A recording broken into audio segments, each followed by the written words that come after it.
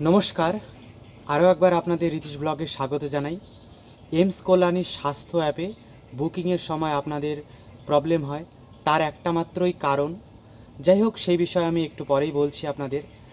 প্রথমবার AIIMS কল্যাণীর ওপিডিতে doctor দেখানোর জন্য আপনারা অ্যাপটি ডাউনলোড করেছেন, নতুন ফোন নাম্বার দিয়ে সেই অ্যাপে লগ ইন করছেন, কিন্তু আপনাদের ওটিপি আসছে না। যারা পুরনো আছেন, যারা সিআর নাম্বার আগেই তৈরি করেছেন বা অ্যাপের মাধ্যমে বুকিং করেছেন, কিন্তু এখন যেহেতু আবার নতুন করে আপনারা লগ ইন করছেন, কিন্তু আপনাদের মোবাইলে কোনো ওটিপি আসছে না। এই ভিডিওর মধ্যে আমি সেই কয়েকটা স্টেপের মাধ্যমে দেখিয়ে দেব, আশা করি ওটিপি আসবে। যাদের এখনও ওটিপি প্রবলেম বা বুকিংয়ের ক্ষেত্রে কোনো প্রবলেম দেখা দেয়নি আপাতত, তারা কিন্তু এই ব্লগটি দেখতে পারেন। কারণ আপনারা যেহেতু অ্যাপটা ডাউনলোড করেছেন বা অ্যাপের মাধ্যমে বুকিং করবেন, আপনাদের কোনো না কোনো সময় এই রকম ওটিপি প্রবলেম, অ্যাপে বুকিংয়ে প্রবলেম, সমস্যাটা হবেই, কোনো না কোনো সময় হবেই। তাই আপনারা দেখে নিতে পারেন, আপনাদের পরবর্তীতে কাজে লাগবে। তো যাই হোক, এই ভিডিওতে আমি স্টেপ বাই স্টেপ আপনাদের দেখিয়ে দেবো কয়েকটা প্রসেস। তো স্কিপ না করে সম্পূর্ণ দেখুন এবং ভালোভাবে বুঝুন, আর পরবর্তীতে ভিডিওটি আবার দেখে সেই প্রসেসগুলো আপনারা করে নেবেন। আর যদি ভিডিওটি ভালো লেগে থাকে তাহলে অবশ্যই লাইক করবেন, শেয়ার করবেন এবং সাবস্ক্রাইব করে বেল আইকনের নোটিফিকেশনটি অল সিলেক্ট করে রাখবেন। প্রথমত আপনি গুগল প্লে স্টোরে গিয়ে দেখুন আপনার অ্যাপটি আপডেট করেছেন কিনা। অ্যাপটা আপডেট না করার কারণেই যখন আপনি লগ ইন করতে যান ফোন নাম্বার দিয়ে, তখন আপনার অ্যাপে ওটিপি আসে না। অ্যাপটা আপডেট হয়ে গেলে তারপর সেটাকে আপনি ফোন নাম্বার দিয়ে লগ ইন করুন, অবশ্যই আপনার মোবাইলে ওটিপি চলে আসবে। দ্বিতীয় স্টেপটা যেটা, যে কারণে আপনাদের ফোন নাম্বারে ওটিপি আসে না, সেটা হচ্ছে আপনার মোবাইলের যে সেটিংস আছে সেই সেটিংসে যান। সেই সেটিংসে গিয়ে ওখানে দেখুন অ্যাপ ম্যানেজার বা কোনো কোনো ফোনে ম্যানেজার বলেও থাকে। তো সেই অ্যাপস বা অ্যাপ ম্যানেজার, সেখানে ক্লিক করুন। ক্লিক করার পরে এইমস কল্যাণীর স্বাস্থ্য অ্যাপটি খুঁজে বের করে নিয়ে ওই অ্যাপটার মধ্যে ক্লিক করবেন। ক্লিক করার পরে ওখানে স্টোরেজ লেখা উঠবে, সেই স্টোরেজের মধ্যে ক্লিক করুন। ক্লিক করার পরে ওখানে ক্লিয়ার ডেটা, ওখানে ডেটাটা আপনি ক্লিয়ার করে দেবেন। আপনার তাতে কোনো ক্ষতি হবে না, মোবাইলের যে ডেটাটা ছিল সেটাই মূলত আপনার ওখানে ক্লিয়ার করা হবে। আর তাছাড়া আপনি পুনরায় যদি সেই ফোন নাম্বার দিয়ে লগ ইন করেন, আপনার সেই ডেটা থেকেই যাবে।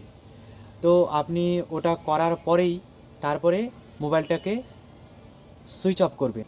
সুইচ অফ করার পর পুনরায় আপনি সেই অ্যাপটা অন করবেন, সেই একই প্রসেস, ফোন নাম্বার দিয়ে লগ ইন করবেন। এবার নিশ্চয়ই আপনার ওটিপি চলে আসবে।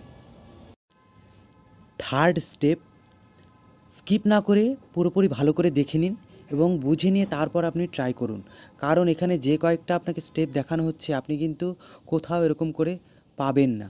তো সেই জন্য একটু ভালো করে দেখে নিলে আপনার সুবিধা হবে, আর আপনার পরে আর এখানে ওখানে ছুটোছুটি করতে হবে না। বুকিং প্রবলেম বা ওটিপি প্রবলেম, আগের যে স্টেপ দুটো দেখালাম তাতে কোনো সময় হয়, আবার কত সময় হয় না। তো সেই জন্য আপনি কি করবেন, আপনার মোবাইলে যে প্লে স্টোর অ্যাপটি আছে সেই অ্যাপটি ওপেন করবেন।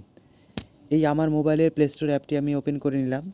তারপর এখানে আপনার জিমেল অ্যাকাউন্টের লোগো শো হচ্ছে, সেই লোগোতে ক্লিক করুন। ক্লিক করার পর এখানে দেখুন ম্যানেজার অ্যাপস এবং অ্যান্ড ডিভাইস।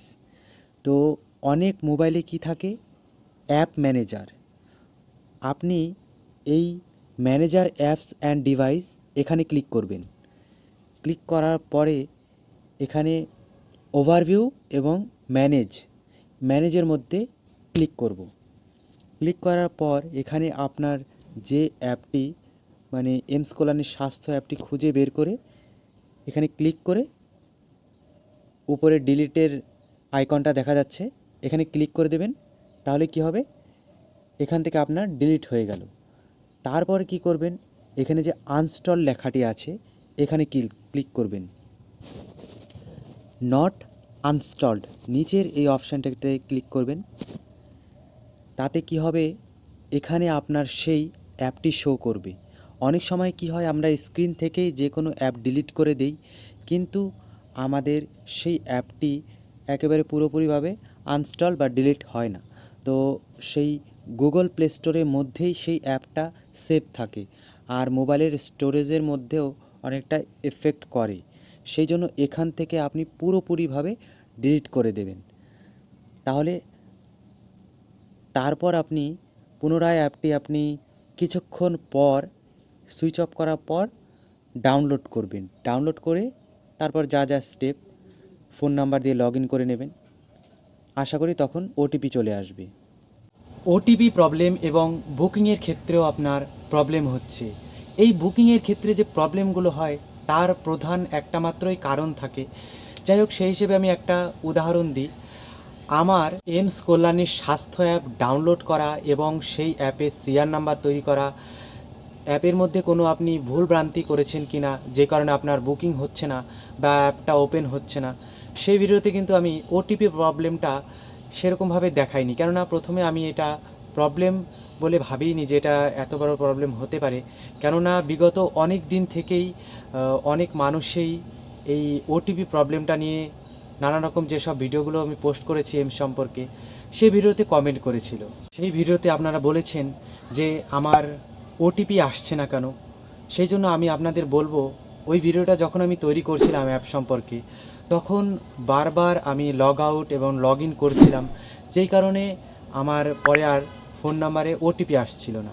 কেননা আমি সেই ভিডিওতে আপনাদের যেহেতু দেখিয়েছি যে পরপর স্টেপ কখন কিভাবে ডাউনলোড করা, মানে ডাউনলোড করা থেকে শুরু করে সেখানে সিআর নাম্বার তৈরি করা। বারবার আমি যেহেতু কয়েকটা সিআর নাম্বার তৈরি করেছি, সেই কারণে একবার ওটাতে একবার এটাতে এরকম লগ ইন লগ আউট করেছি, সেই কারণে আসছিল না। তো আপনাদের যদি এরকম হয়ে থাকে যে বারবার আপনারা লগ ইন লগ আউট করেছেন, সেই কারণে আপনাদের কিন্তু আসবে না। সেই জন্য আপনারা এক সপ্তাহের মতো ওয়েট করবেন, কেননা আমাকেও তখন করতে হয়েছে। যেহেতু অ্যাপে ওটিপি আসছিল না, সেই জন্য আমি এক সপ্তাহের মতো ওয়েট করেছি। তারপর আমার আপডেট এসেছে। তারপর আপডেট আসার সাথে সাথেই আমি আপডেট করে নিয়েছি এবং তারপরে ফোন নাম্বার দিয়ে যেই লগ ইন করেছি, আমার ফোনে ওটিপিও চলে এসছে। আপনাদের যদি এরকমই প্রবলেম হয়ে থাকে, আমি বলবো আপনারা কিছুদিন ওয়েট করুন। এক সপ্তাহ 10 দিনের মতো ওয়েট করার পরে তারপরেও যদি ওটিপি না আসে, শেষে আপনি একটাই কাজ করতে পারেন, সেটা হচ্ছে এমস কল্যাণীর যে ইমেল আইডি আছে, আমি সেটা স্ক্রিনের উপর দিয়ে দিচ্ছি, দেখুন। এই ইমেল আইডিটা আপনি স্ক্রিনশট নিয়ে নিতে পারেন। এই ইমেল আইডিতে আপনি এমস কল্যাণীতে একটা ইমেল পাঠাতে পারেন যে আমি অনেক দিন থেকেই এরকম ট্রাই করছি, কিন্তু আমার ওটিপি আসছে না। সেটা যেন একটু কয়েকটা দিন আপনি ধৈর্য ধরে দেখে নিন। তাই বলে আপনি আজকে আসছে না জন্য আপনি আজকেই পাঠিয়ে দিলেন, সেটা কিন্তু করবেন না। কেননা এটা আমি মনে করি খুবই ভালো এমস কল্যাণীর এই ইমেল আইডিটা। কেননা এরকম প্রবলেমটা কিন্তু অনেক দিন থেকে হচ্ছে, সেই কারণে আমি এমস কল্যাণীর যেই আমি দেখলাম অ্যাপের মধ্যে ওটিপি আসছে না, সাথে সাথেই আমি এমস কল্যাণীর যে ইমেল আইডি আছে সেই ইমেল আইডিতে আমি ইমেল করে দিয়েছি। সেটা যাই হোক, কোনো রিপ্লাই আসেনি যদিও, কিন্তু তার কিছুদিন পরেই এটা ঠিক হয়ে গেছে। তো আপনাদের যদি বুকিংও কোনো সমস্যা থেকে থাকে, সেই সমস্যাটা যদি অনেক দিন যাবৎ চলে, তখন আপনি একটা ইমেল পাঠিয়ে দেবেন। তবে হ্যাঁ, ওটা ভালোভাবে ইমেলটা পাঠাবেন, কোনো তেমন খারাপ ভাষা ইউজ করবেন না। কেননা অনেকে আছেন যারা অনেক দিন ট্রাই করেন বুকিং করার, কিন্তু বুকিং হয় না। অধিকাংশ মানুষেরই অ্যাপের মাধ্যমে বুকিং হয় না। তার একমাত্র কারণ সে অ্যাপটা আপডেট করে না। যখন সে বুকিং করতে যায়, তখন সে দেখেই না যে অ্যাপটা তার আপডেট এসছে কি না। আপনারও যদি এই রকমই সমস্যা হয়ে থাকে, তাহলে আপনি যখনই বুকিং করবেন অ্যাপের মাধ্যমে, তখনই আপনি প্লে স্টোরে গিয়ে দেখবেন যে অ্যাপটাতে আপনার আপডেট এসছে কি না। অ্যাপটা সব সময়ের জন্য যখন যখন আপনি বুকিং করবেন বা বুকিং করবেন বলে ভাবছেন, তখনই আপনি অ্যাপটা আপডেট করে নেবেন। বুকিংয়ে প্রবলেম দেখা দিচ্ছে, তখনই এদিক ওদিক ভিডিও দেখে সময় নষ্ট না করে আপনি প্রথমেই দেখবেন যে অ্যাপটা আপডেট এসছে কি না। আপডেট করে নিয়েই তারপরে আপনি বুকিং করতে যাবেন, তাহলেই আপনার বুকিংটা হবে। যেরকম ধরুন, আপনি যদি না খান, না খেয়ে যদি কাজ করেন, তাহলে আপনি কেমন কাজ করবেন? মানে এই রকমটাই কিন্তু অ্যাপটাকে সবসময় চাঙ্গা রাখতে হবে, অ্যাক্টিভ রাখতে হবে, তাহলেই আপনার বুকিংটা হবে। তো আপনাদের কাছে রিকোয়েস্ট, প্লিজ চ্যানেলটিকে সাবস্ক্রাইব করবেন, সাবস্ক্রাইব করে পাশে দাঁড়াবেন, যাতে আমি আপনাদের জন্য আরও নিত্য নতুন আপডেট নিয়ে আসতে পারি এমস সম্পর্কে। ধন্যবাদ।